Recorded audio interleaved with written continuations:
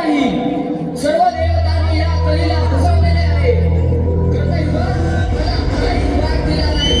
सर्व भाग त्या कपटी देवतांनी घेतला. त्रेतायुगात मला पाव भाग स्थान दिले व पाऊण भाग त्या देवतांनी घेतला. द्वापार युगात मला अर्धा भाग स्थान दिले व अर्धा भाग त्या देवतांनी घेतला. आणि या माझ्या कलियुगात मला पाऊण भाग स्थान दिले व पाव भाग त्या देवतांनी घेतला. पण हे युग माझे आहे, त्यामुळे हे मला मान्य नाही. मला संपूर्ण भाग पाहिजे. त्यासाठी मी वासना, मदिरा, योग, मायावी या सर्व पिशाचांना पृथ्वी तलावर पाठवलेले आहे. ती सर्वजण आपापली कामे योग्यरीत्याने करीत आहेत व ते सर्व मध्य मानवाला पापाच्या भागात भागीदारी करून मला संपूर्ण विश्वावर राज्य करण्यास सहाय्य करीत आहे. अरे पण हे काय? नारायण नावाची ललकारी येऊ दे. त्याचे भ्रमण स्वर्ग मृत्यू पाताळ असते. पाहूया मंदिरोकात काय काय घडत आहे ते.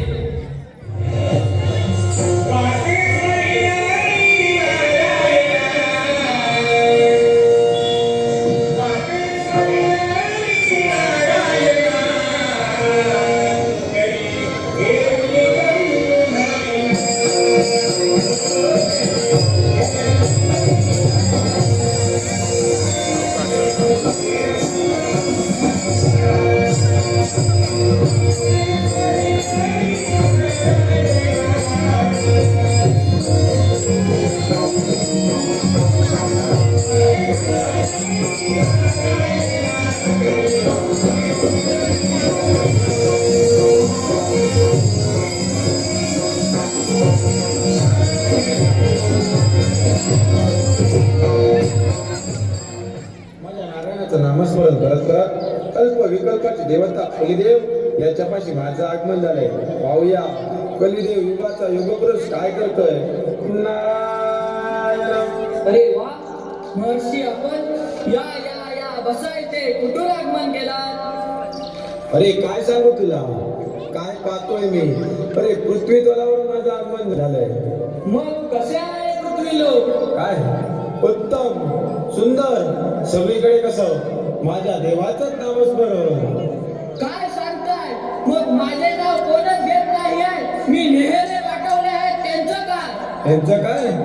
अरे नाथपंत कवी नारायणाचा अवतार, धृती अवतार म्हणजे गोरक्षनाथ. आणि त्या गोरक्षनाथानं केलं ते काय? तू पाठवलेली पिशाच म्हणजे मदिरा, जुगार, वेशांकन ही सारी बंधन केली. एवढंच कशाला, साऱ्यांना भक्ती मार्ग बरवा, त्या भक्तीला लावलेलं आहे. निघाला उचलत्या पावलांनी. पाहूया काय करताय तुमचा गोरक्षनाथ. अरे जा कलिदेवा जा. युगाचा युगपुरुष तू, आणि त्या युगाच्या युगपुरुषाचं भक्तित्व बंद केलं. अरे ज्याच्या ज्याच्या जीवनात फळ निर्माण करण्यासाठी तूच ठरलास. पाहूया पुढे काय. प्रत्येक क्षण इथं न थांबता कलिदेवाचं मृत्यू लोकांवर झाले.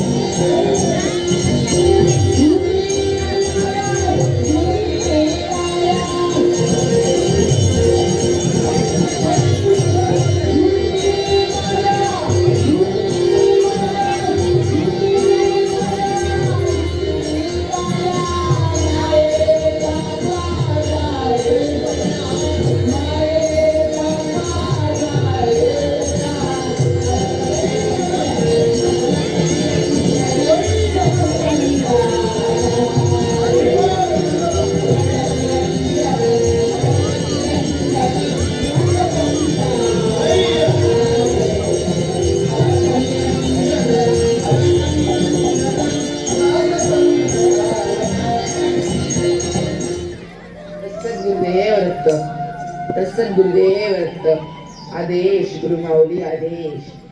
आम्ही नाथपंथ मार्गाने मार्गक्रमण करीत असताना आम्हाला आमच्या कर्तव्याची जाण होत आहे.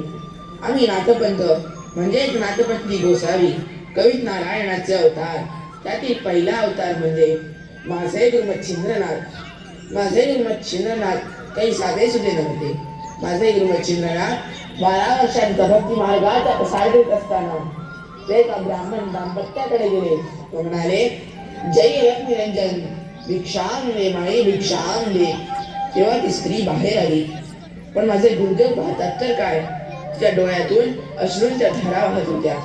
तेव्हा माझे गुरु हळहळले आणि म्हणाले, माई तुझ्या डोळ्यातून अश्रूंच्या धारा का वाहत आहेत? तेव्हा ती माई म्हणाली, काय सांगू गुरुदेव, मला संतान लाभ नाही, संतान लाभ नाही, संतान लाभ नाही.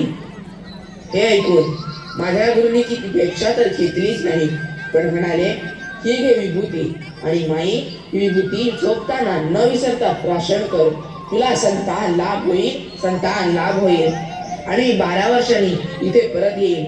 असे माझे गुरु म्हणून निघून गेले. पण आजकाल हे कलियुग सुरू आहे, त्यामुळे कोणालाच कोणाचं बरं नको असतं. तिच्या शेजाऱ्याने तिला सांगितले, अगं कोणत्या गोसावड्यावर विश्वास ठेवतेस? हे गोसावडे म्हणजे विश्वासघाती असतात, तुला माहिती नाहीये. हे गोसावडे सर्वांना फसवत फिरत असतात आणि त्यांच्यावर विश्वास ठेवतेस. असं असलं असतं तर आम्हाला किती मुलं बाळ झाली असती. असं तिच्या शेजाऱ्याने तिला सांगितलं. म्हणून तिने ती विभूती गौराच्या गायरीत फेकून दिली आणि 12 वर्ष उलटून माझे गुरु तिथे परत आले आणि म्हणाले, भिक्षाम दे माई भिक्षाम दे. तेव्हा ती माई परत एक डोळ्यातून अश्रूच्या धारा घेऊन बाहेर आली. माझ्या गुरुने विचारले, माई बाळ कुठे आहे? तेव्हा ती म्हणाली, गुरुदेव तुम्ही दिलेली विभूती मी प्राशन केली नाही, त्यामुळे मला संतान लाभ झाला नाही. अगं पण तू ती विभूती ठेवलीस तरी कुठे आहे? मी माझ्या शेजाऱ्याने ऐकून ती विभूती गौराच्या गायरीत फेकून दिली, असे ती स्त्री म्हणाली. हे ऐकून माझे गुरु क्रोधायमान झाले आणि संतापले आणि म्हणाले, जर तुमचा नाथपंथावर विश्वास नसेल तर ठीक आहे, चल माझ्या सोबत त्या गौराच्या गायरीकडे. माझे गुरु तिला गौराच्या गायरीकडे घेऊन गेले आणि काय आश्चर्यवरती चमत्कार ते समजलं नाही. त्या गौराच्या गायरीत 12 वर्षांचं मुल जन्माला आलं होतं आणि ऐकाच त्याच्या मुखातून शब्द बाहेर पडले, जय रत्निरंजन जय रत्निरंजन तत्सत गुरुदेव रक्त तत्सत गुरुदेव रक्त आदेश गुरुमाऊली आदेश. हे शब्द त्याच्या मुखातून आले. तेव्हाच मग छिंद्रनाथ समजले की याला आपल्या सोबत घेऊन जाऊन भक्ती मार्गाचा प्रसाराला लावेल म्हणून. तेव्हा ती स्त्री म्हणाली, नाही नाही गुरुदेव नाही, हे बाळ माझं आहे, त्या बाळाला मी ठेवून माझ्याकडे मोठं करेन. तेव्हा माझे गुरु म्हणाले, नाही नाही नाही, हे बाळ आता माझं आहे, त्याला मी ठेवून जाणार आणि मार्गाला लावणार. या गौराच्या डायरीतून माझा जन्म झाला म्हणून या देहाला संज्ञा गोरक्ष, देहाला संज्ञा आता एक कलियुग सुरू आहे. कलित हे मान घालणार, कारण त्याला पूर्ण भागस्थान पाहिजे. युगात त्याला देवदेवतांनी काहीच भागस्थान दिले नाही. त्रेतायुगात त्याला देवदेवतांनी पाव भागस्थान दिले. द्वापार युगात त्याला देवदेवतांनी अर्धा भाग स्थान दिले आणि हे